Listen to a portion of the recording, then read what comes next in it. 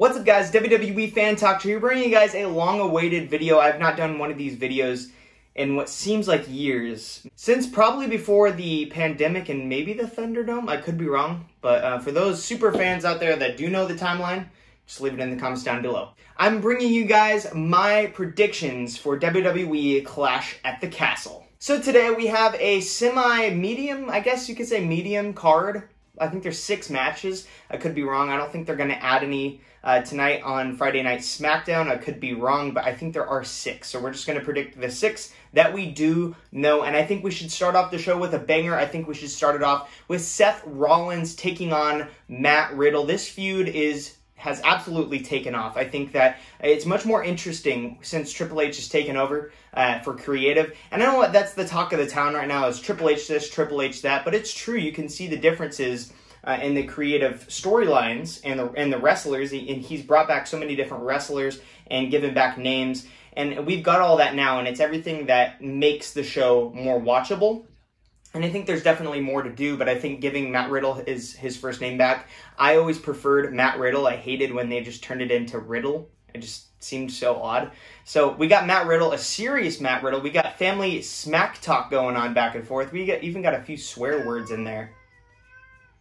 That's my cat. Yeah, as said before, we had a promo on Monday Night Raw, the go-home show for Clash at the Castle. We had Riddle and Rollins on like a video conference call going back and forth, and I could not believe some of the stuff they were saying about Riddle's wife leaving him with the kids and all that. I thought that was a very personal matter, and we all know that wrestling is fake, if you want to call it that. It's like a soap opera, you know what I mean? It's like a men's soap opera on television, and I thought it was crazy how they included this whole real life situation with his wife and kids actually leaving him, and his ex-wife a couple years ago putting down Becky Lynch's physique or something like that. I don't know why they added that in. I don't know if Riddle doesn't care and maybe that's just the script that they wrote out, or if that's true and they actually want to tear each other's heads off. That's what makes this storyline so interesting since Triple H has taken over, and I'm glad that they didn't have this match at SummerSlam. I'm glad they let it marinate and sit because it's a lot more intriguing now, and I'm actually very excited for it. Now we do look at Seth Rollins' track record for his pay-per-view matches this year, and he's only won one pay-per-view match. I don't even remember which one it was, but I know that he did only win one, and he's lost all the others. So to me, to make Seth Rollins a little bit more credible. He is credible, but over the past few years with this whole Messiah gimmick and all that, I feel like with Triple H coming back, hopefully we get the Monday Night Rollins rather than the Monday Night Messiah or the Drip God or whatever he is now, the silly Joker-esque Seth Rollins. I'm hoping to get the more serious heel Seth Rollins in this match, as well as Matt Riddle being more serious rather than being a jokester. Maybe once Randy Orton returns, we can have the silly Matt Riddle. But for now, I think that these two guys should absolutely tear each other apart in an opening match. I think this is the perfect match to have. I think this is the perfect match to open up Clash at the Castle. And you're probably wondering why my prediction is. I am rambling on. I'm going to predict Seth Rollins just because this dude, he needs a win. And Matt Riddle ain't going to get hurt by this. Like, if Rollins loses again, it's just going to, like, show. It's going to be more obvious that he's losing. Where Matt Riddle, he doesn't necessarily, I don't think he necessarily needs the win. And you could even push this on to a bigger match later on. You could have the little, what did they call that? The 3-match streak or the three-match feud? I'm not quite sure, kind of like they did with the Cody and Rollins and Edge and Rollins. I think they should do the same for Matt Riddle and Rollins. I think there's more to tell in this story, but I do think Seth Rollins should pick up the win in this match. If not, maybe later on, but I do think that he should win. He should definitely win because Matt Riddle just came back from an injury. So Seth Rollins is my prediction to beat Matt Riddle. Next up, we have Bianca Belair, Asuka, and Alexa Bliss. I believe it's Alexa Bliss versus Bayley, Io Sky, and Dakota Kai. I totally forgot about Dakota Kai in this match. Yes, it was Io Sky, Dakota Kai, and Bayley that did come back at SummerSlam, and I think that this whole storyline's been, I don't know if it's not that interesting to me. I maybe expected a little bit more out of these 3 women coming back, especially because Io Sky and Dakota Kai lost the tag team tournament, and I think that it would have been interesting if they did win coming into this match, because I am going to predict the heels to win this match. And I think that this win would add to their stable, and then you could always have Sasha and Naomi come back and feud with them. And I think that that would be a more interesting feud. And you could have the baby faces of Naomi and Sasha Banks versus Io Sky and Dakota Kai. I do think that this could lead to Bayley versus Bianca for the Raw Women's Championship. And I do think that we could probably potentially have a rematch for the Tag Team Championships. Leading to my prediction, I am going to predict the heels to win this, and hopefully down the line, Bayley gets to fight Bianca Belair for the Raw Women's Championship. So my prediction, the heels to win. Next up, we have this SmackDown Women's Championship match. We have Liv Morgan and Shayna Baszler for this very championship. In this storyline, or this whole run with Liv Morgan, I popped so hard when she cashed in and won. I was totally for it. I was happy when she won the briefcase in the first place, and then when she beat Ronda Rousey, I thought that was very interesting.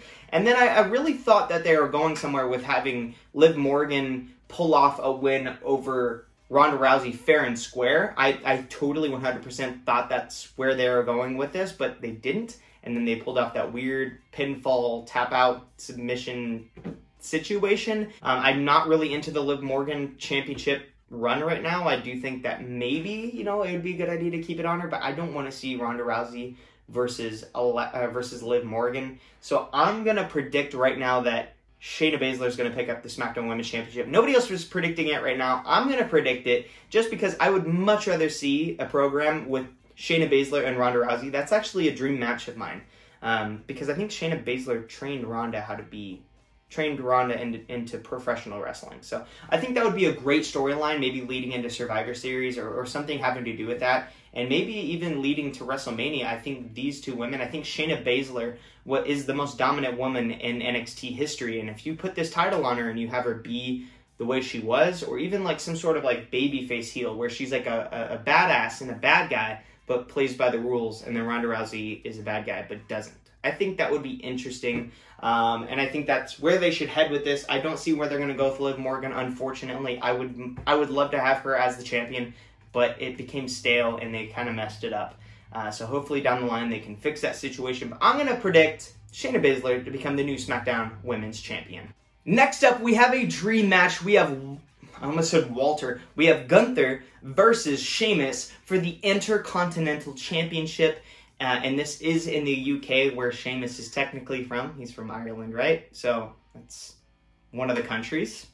I know that America usually mixes them up and just includes them all into one situation and calls it just the UK. So anyways, Sheamus, this is the championship. This is his dream title. He's never won this title. And for many, many years now, he's bragged on how he wants this championship, and this is the last title. He needs to be the greatest Grand Slam champion in WWE history.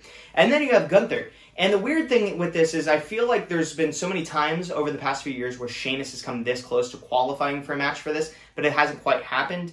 And there's been so many instances where he's been almost involved in an Intercontinental title feud, or he's fought the Intercontinental champion, but just not for the championship.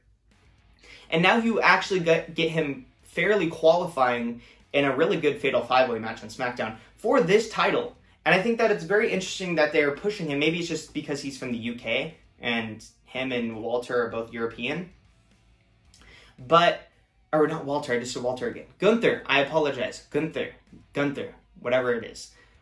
Gunther, I do believe, shouldn't lose this championship so soon, but at the same time I'm conflicted because I feel like Sheamus is in a position now where he's in his home realm area, right? It's near his home in the UK. And I do believe that this is a proper place for him to win the Intercontinental Championship. And maybe they'll push this on further. But I'm going to stick with Gunther. Actually, wait a minute. I just had a little prediction that's going to lead into a later storyline. I'm going to predict Sheamus to become the Intercontinental Champion. I could be butchering my predictions right now, and I could be wrong. But I'm going to predict Sheamus. I just feel like it's so convenient that he's in this match. And I think these guys are going to beat the ever-living hell out of each other. And it's going to be so entertaining. Because you always have Gunther or Walter in NXT destroying his opponents. And they go on for like 30 minutes, 20 minutes to 30 minutes of just chops and power bombs and splashes and clotheslines and boots to the face. And by the time the match is over, they're all beaten up and red, and they're almost like bleeding. That's how bad they've beaten each other up. My apologies. And then now you have Sheamus, who's all about brawling with his opponents, and he's just as a brute as Gunther. And I'm so excited to see these two guys just clash. And I'm predicting Sheamus just because I think it's convenient that he's fighting for this title in the UK, near his hometown, even though it's a country across, a little bit across compared to Wales, or it's close to Wales. I do think that Sheamus probably will pick up the win. So, Sheamus to become the Intercontinental Champion and become a Grand Slam champion. Next up, we have the Judgment Day going up against Edge and Rey Mysterio. This is a very odd... I feel like a lot of these storylines are odd, though I am looking forward to this pay-per-view a lot, or premium live event. I think the storylines are odd, but I think this is one of the more interesting pay-per-views or shows we've had this year from WWE, just because it's out of country. I think that's so interesting.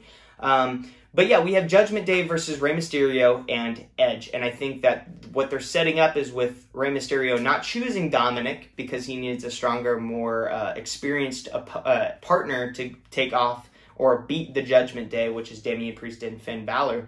I do think that Finn Balor and Priest will pick up the win, just because I don't think that Dominic is going to be on his father's side at the end of the match. I think that there's going to be some sort of shenanigans, whether it's a mistake. I think we're past the mistakes because we've gotten those over the past couple of years. We've gotten the mistakes of Dominic accidentally having his father lose or accidentally causing his father to lose. I think this is going to be on purpose. I think that it's going to shock fans. And I think that Dominic will be the newest member of Judgment Day, which is pretty good because I think that this will kind of separate him from his father of Rey Mysterio, and it'll make his own character because, you know, I think that's part of the reason why he's in the WWE, Dominic, and I'd like to see them kind of separate him from Rey Mysterio and create his own character and his own legacy.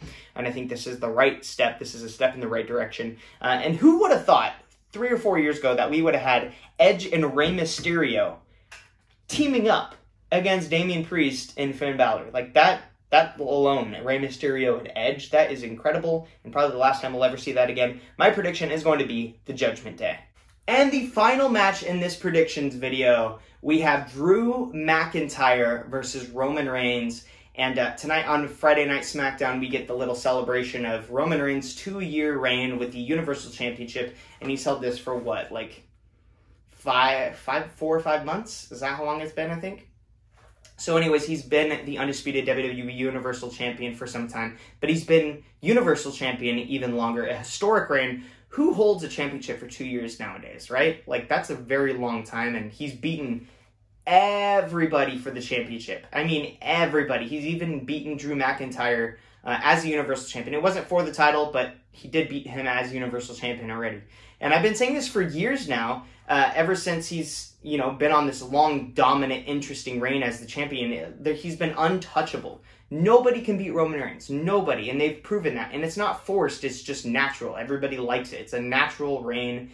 Him as the Tribal Chief is amazing. And I think that, you know, it comes to a point where, like, you have a exclamation point, like Brock Lesnar, or you have, like, a worthy opponent to beat Reigns like Brock, and you had them in a program all throughout the year, and then finally he beats Brock. Okay, that is done. He's on that level now. He's beyond Brock Lesnar now when it comes to dominance as a champion. And I think he is probably one of the most, if not the most dominant champion in history, if you don't count Bruno Sammartino. We're talking about modern day wrestling where there's more drama, there's more storyline to it.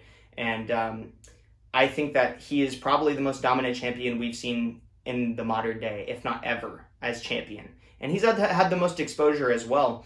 And I do think that it comes to a point where it's going to become impossible for anybody to beat him. And it's kind of gotten to that point, right? Like, nobody's going to beat Reigns. At least I can't think of anybody. Some people have said Braun Breaker, but he's in NXT, and I don't think he's going to be losing that title anytime soon. And then you have The Rock, and everybody keeps saying Rock versus Reigns at Mania for the titles, and that Rock will beat him for the titles. But, you know, I don't see Rock with his busy schedule being the champion. I don't think he wants to be the champion. And I don't think he's the right guy to take the titles off of Reigns or even beat Reigns. I've always had this prediction, and I've been waiting a long time to put it out there, is that Reigns holds the championships until Mania, and then he beats The Rock at Mania, and then the next night on Monday Night Raw, he says, I beat everyone, and now I'm going to leave, and he relinquishes the championships, and then he heads off into Hollywood, or whatever he's going to do. But how amazing of a story would that be if he said, I beat everybody. Nobody could beat me. I beat everybody, including The Rock, the man everybody thought could beat me. He beat him. He beat everybody that could have challenged him for the championships. He beat them all, and he is one of the most dominant wrestlers of all time, and he relinquishes the titles. That would be such a statement right there for Roman Reigns and his legacy, leaving his legacy behind. After that would be one of the most insane storylines, like a 3-year storyline. That would be crazy. Now, do I think that's going to happen? I think that it could happen. It may not involve the championships, because my prediction is Drew McIntyre. And I think everybody's predicting that, and I'm really scared that because everybody's predicting that, it's not going to happen. But I do think that's very crazy how all throughout these past 2 years, all the predictions have been Roman Reigns. Like, everybody's predicted Roman Reigns. Like, no matter who it is, if it's Brock Lesnar, Bobby Lashley, or Big E, or Drew McIntyre, or Matt Riddle, or whoever it is, Rey Mysterio, Kevin Owens, Daniel Bryan, Edge. So many different guys. He's beaten John Cena. Everybody's predicted Reigns to win. And now, for the first time in that long time, we have Drew in the UK taking on Roman Reigns for both titles. Now, I think that it would be a little bit more believable if it was just for one of the titles. But it is for both titles. And I don't see it going any other way than Drew beating him, because what do you do after this with Reigns, with the championship? Like, there's nobody else really that he could feud with other than Cross. And if he fights Cross, I don't see Cross beating him, and then Cross is like, I think they should keep Cross away from Reigns. I think they're both dominant forces, and one beating the other could hurt each other just because they're both so dominant. I do think that what should happen is Drew should get the win, and he should hold the championships high. We should have all the fireworks, and this will be his moment, the moment that he's been waiting for, because he got the Royal Rumble moment, and the Mania moment was kind of stolen from him just because of the pandemic and all that, and he had a virtual audience. Still amazing. Everybody popped for it, but it wasn't the right moment, if that makes any sense. And now you can have him beat such a dominant guy like Roman Reigns, because everybody thought Brock was so dominant then, but now you've got somebody that's so beyond that dominance of Roman Reigns, holding both heavyweight titles. Like, he holds both of them. If you have Drew McIntyre beat that guy, not only that guy, but for both titles in the UK, that'll push Drew McIntyre to like legendary level, if that makes any sense. And I've been saying for the past 2 years, if I see anybody beating Roman Reigns, it's gonna be Drew McIntyre. It's the only thing that makes sense. I don't see The Rock beating I don't see The Rock beating Roman Reigns. It just doesn't make sense to me, and I don't understand why people say that unless it's not for the titles. I could see that happening, but I don't see why The Rock should be the one to beat Reigns. I think that it should be somebody on the same level as Reigns, like based off of like timing and wrestling. Like, they're both on the same timing, if that makes the same age, I guess you could say. And I think that if anybody beats Reigns, it should be Drew. And if they do not pull the trigger and Drew loses on Saturday because of Sami Zayn or something, or Austin Theory, I'm not going to have any idea where they're going to go with this championship reign after this. But who knows? They've seemed to pull it off for the past 2 years, so who knows? But I'm going to go with Drew McIntyre. How insane would that be? Also, a side note, what if Theory comes out and cashes in and beats Drew? I heard a theory that everybody's going to be crying at the end of Clash at the Castle, and that could mean 3 things. We're crying because Drew came this close. We're crying because Drew McIntyre won. Or we're crying that he wins and then gets that stolen away from him by Theory. I have no idea what's going to happen there. I think not a lot of people have been predicting Cross either. Could Cross cost Drew? But I do think my prediction is going to stay with Drew McIntyre, and will lead to something with Cross versus Drew, where Cross can take the WWE title over to Raw, and then Drew can be the Universal Champion until till Cody returns. I think Maybe Cody versus Cross would be a cool program for WrestleMania. And then you could have Drew McIntyre versus Gunther. Maybe that would be a cool storyline. Or AJ Styles. How cool would that be? But anyways, those are my predictions for the Clash at the Castle. I'm super pumped for this pay-per-view or premium live event, whatever you want to call it. Leave it in the comments down below. Do you think these titles are going to stay together? Do you think they'll become one championship? Or do you think Triple H being head of creative, do you think they'll split up after Drew McIntyre beats Roman Reigns? I have this little weird thing. I don't believe in this kind of stuff where, like, it's bad luck if I remove side plates. But I have not removed these side plates off of the Universal Championship, I don't think, since Roman Reigns has won the title. And I've kept them on here, and I was so tempted to remove them and put Drew's on there, but I'm like, I don't know. I'm going to wait to see if he actually loses. I didn't put the Drew plates on this title, though, so. Yeah, leave it in the comments down below what your predictions are. I would love to hear them. I'm going to read through them, like them, comment back, and even do the little love thing, and maybe I'll highlight it. Who knows? But again, leave your comments down below. Make sure to support the channel. Like, comment, subscribe. Thanks for watching, guys. WWE Fan Talk Show.